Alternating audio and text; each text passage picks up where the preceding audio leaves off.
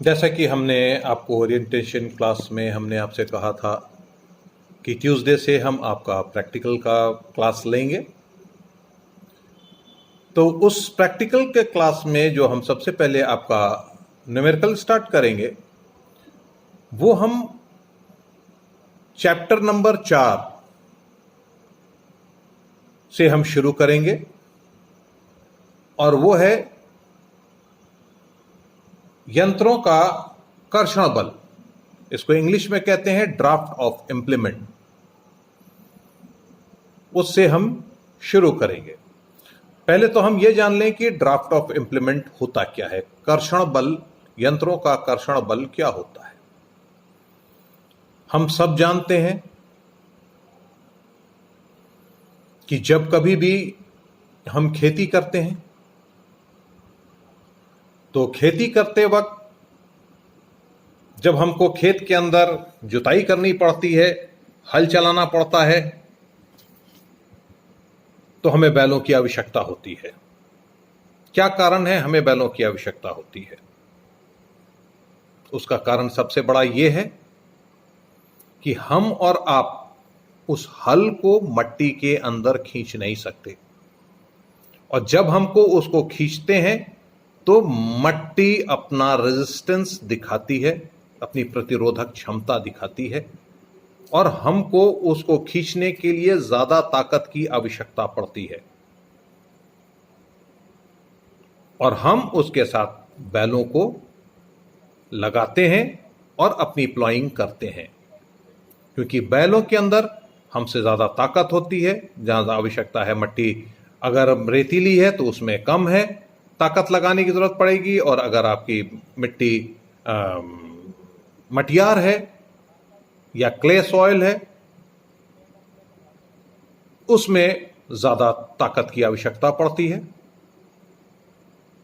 तो कई एक जगहों पर हल्के बैलों से भी काम हो जाता है, लेकिन अगर कहीं भारी हल चलाना पड़ा जो कि आपके क्ले सॉइल में लगाए जाते हैं तो वहां भारी बैलों का आवश्यकता पड़ती है। अब तो आजकल ज्यादा बड़े एरिया में होता है तो हम ट्रैक्टर से करते हैं, क्योंकि अब हलों का काम नहीं, ट्रैक्टर ज्यादा पावरफुल होते हैं।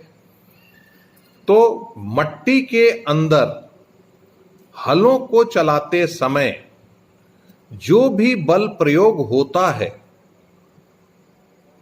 उसे हम खिंचाव कहते हैं या ड्राफ्ट कहते हैं।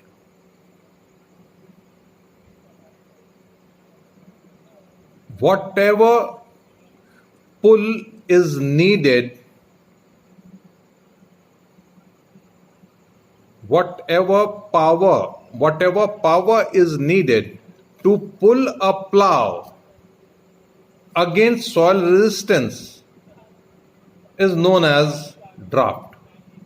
जो भी बल हलों को खींचने के लिए मिट्टी की प्रतिरोधक क्षमता के अगेंस्ट इस्तेमाल होता है उसको हम ड्राफ्ट कहते हैं। ये एक सीधा सा तरीका है कि खिंचाव को नापना है, और यह हमारे लिए बहुत अनिवार्य हो जाता है कि हमारी मिट्टी कितनी कड़ी है, कितनी मुलायम है, किस तरह का मिट्टी का कंडीशन है, किस तरीके के हमको इक्विपमेंट को यूज करना है। ये सब चीजें बेसिक चीजें हैं जिनको कि हमको आपके साथ डिस्कस करेंगे आगे जब हम आपको प्लाव का चैप्टर पढ़ाएंगे और अदर इंप्लीमेंट के बारे में बताएंगे, तब हम आपको वहां पर हम आपको इसके बारे में बताएंगे कि कैसे क्या करते हैं। और इसको जब हम करते हैं तो वहां पर हम एक स्पेशल इक्विपमेंट का इस्तेमाल करते हैं जिसको कि हम डायनामोमीटर कहते हैं। ये स्प्रिंग बैलेंस के बेसिस के ऊपर कार्य करता है, और जब कभी भी खिंचाव होता है तो इसके अंदर एक मीटर की तरीके से एक डायल होता है, और उसके ऊपर सुई चलती है, और उस सुई से उस खिंचाव के बारे में पता चल जाता है। तो ये एक छोटी छोटी चीजें हैं, आप लोग को याद रखना होगा कि इस तरह का बेटा आप लोग ध्यान रखिए कि इस तरह के क्वेश्चंस एग्जामिनेशन में थ्योरी में आते हैं। थ्योरी एग्जामिनेशन में इस तरह के क्वेश्चंस आते हैं, मल्टीपल चॉइस क्वेश्चन होंगे, जिसके कि एक क्वेश्चन होगा और उसके आपको 4 आंसर दे दिए जाएंगे कि खिंचाव किस यंत्र से नापा जाता है। तो उसमें आपको बैरोमीटर, स्पीडोमीटर, आपका डायनोमोमीटर और फलाना मीटर करके कोई एक 4 ऑप्शन दे दिए जाएंगे, उसमें से आपको एक सही चुनना होगा, तो आप डायनोमोमीटर पर टिक लगा देंगे। ये क्वेश्चन कई एक बार आ चुका है आपके इम्तिहान में, तो इसको आप ध्यान रखिएगा। और हाँ, एक चीज और मैं आप लोग को बता दूं कि इसके जो न्यूमेरिकल हैं, इस चैप्टर के न्यूमेरिकल आपके हर साल थ्योरी एग्जामिनेशन में जरूर आते हैं। इसको बड़े इत्मीनान के साथ, अपनी बुद्धि खोल करके इसको समझने की कोशिश करिएगा। जो भी न्यूमेरिकल है, ये इसका एक न्यूमेरिकल हर साल आपके थ्योरी के पेपर में जरूर आता है, और ये वो करीब 8 नंबर का होता है। 6 नंबर का होगा या 8 नंबर का होगा। अगर 8 नंबर का होगा तो एक छोटा सा आपका रिटन आपको देना पड़ेगा 1 या 2 नंबर का, और बाकी के 6 नंबर का सवाल हो। 6 नंबर तो आपका पक्का है। और आपको जो भी न्यूमेरिकल कराऊंगा मैं आपको बताता चलूंगा किसमें से क्वेश्चंस आते रहते हैं लगातार, इसमें से जरूर आएगा। तो आप इसको बड़े केयरफुली, बहुत इत्मीनान से आप इसको समझिएगा और जानने की कोशिश करिएगा कि हम कैसे आपको इसमें लेकर के आगे बढ़ें। आप सीखिए, और इस चैप्टर के अंत में जो कि आपका क्वेश्चन, आप ये किताब ले लीजिए, और इस चैप्टर के अंत में ढेरों न्यूमेरिकल दिए हुए हैं प्रैक्टिस के लिए। आप उनको भी प्रैक्टिस करिए। अगर कहीं कोई समस्या आती है, आप मुझसे बात करिए और मुझे बताइए कहाँ किस न्यूमेरिकल में दिक्कत आ रही है, मैं उसको आपका सॉल्व करवा दूंगा। ठीक है। अब हम आपका आ गए, आपको यह पता चल गया कि ड्राफ्ट क्या है।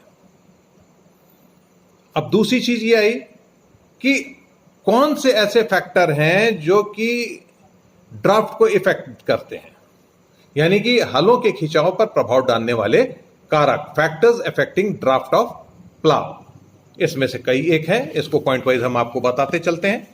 जिसमें से पहला है कूण की चौड़ाई जबकि गहराई समान रहे, यानी width of furrow while depth remain the same. जैसे जैसे डेप्थ हम उन्हें अपनी कूण कहते हैं हल के द्वारा बनाई गई वो नाली। हल के द्वारा जब जुताई होती है, आपने जुताई देखी होगी, जुताई के खेत के अंदर कभी गए हैं, अगर आप खेत के अंदर जाकर के देखें तो जिस वक्त हल चलता है तो हल आगे आगे चलता है, पीछे नाली बनती है, पीछे पीछे नाली बनती है। वो जो नाली बनती है उसको हम कूण कहते हैं या फरो कहते हैं। और जब देशी हल चलता है तो वी शेप में फरो बनती है, और जब मोलबोर्ड प्लाव चलता है तो एल शेप में फरो बनती है। ये सब चीजें आपको हम आगे बताएंगे। बस हम आपको ये बता दें कि हल के पीछे चलने वाली हल के पीछे बनाई गई नाली को हम फरो कहते हैं। अब हम उस फरो की डेप्थ को हम सेम रखें और उसकी चौड़ाई हम बढ़ा दें। जब हमारा सरफेस एरिया बढ़ा तो ड्राफ्ट बढ़ जाएगा, क्योंकि हमने चौड़ाई बढ़ा दी। गहराई को सेम रखते हुए चौड़ाई बढ़ा दी, सरफेस एरिया हमने ज्यादा कर दिया, तो उसमें ड्राफ्ट हमारा बढ़ जाएगा। और सरफेस एरिया हमारा नॉर्मल रखें तो ड्राफ्ट हमारा घट जाएगा। दूसरा है आपका कूण की गहराई जबकि चौड़ाई सेम रहे, यानी कि depth of furrow while width remain the same. अगर हम अब डेप्थ बढ़ा दें और चौड़ाई सेम रहने दें, फिर सरफेस एरिया बढ़ गया, क्योंकि अब ज्यादा गहरे चले गए हम। गहराई हमने बढ़ा दी, चौड़ाई वही रखी, तो भी सरफेस एरिया बढ़ेगा। और जब सरफेस एरिया बढ़ेगा तो ड्राफ्ट बढ़ जाएगा। फिर तीसरा है फार की नोक का पैना होना, शार्पनेस ऑफ शेयर। एक सीधी सी बात बता दो, ये तो बड़े आसान सी चीज है। शेयर कहते हैं उस हल के उस भाग को जो जिसका एक भाग, जिसको कि हम पॉइंट ऑफ शेयर कहते हैं, वो मट्टी को चीरता है। पॉइंट ऑफ शेयर मट्टी को चीरता है। शेयर के 3 भाग होते हैं, वो सब हम आपको आगे बताएंगे। जब हम आपको प्लाव के बारे में बताएंगे। तो अभी आप शेयर जान लीजिए। शेयर हल का वो भाग है जो मट्टी को चीरता है।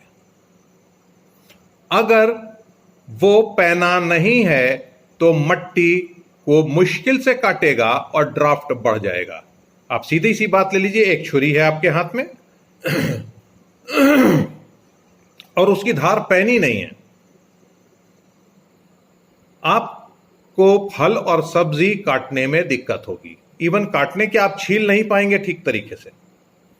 और वहीं अगर शार्प है, पैनी है, तो बड़ी इजीली आप किसी भी सब्जी को छील सकते हैं और काट सकते हैं। ये तो मैंने सिर्फ सब्जी की बात की और जमीन को काटने की बात मैं कर रहा हूं। और अगर आपकी शेयर शार्प है तो उसमें ड्राफ्ट कम लगेगा, और अगर शार्प नहीं है तो उसमें ड्राफ्ट बढ़ जाएगा। अब आगे का हम इसी तरीके से आपको आगे बताएंगे, आगे के पॉइंट के साथ लेकर के चलेंगे, और वो है मॉइस्चर ऑफ सॉइल, मृदा में नमी में लेकर के आगे चलेंगे और आपको बताएंगे कि कैसे ये फैक्टर्स अब आगे के जो हैं वो इफेक्ट डालते हैं आपके ड्राफ्ट ऑफ द प्लाव पर।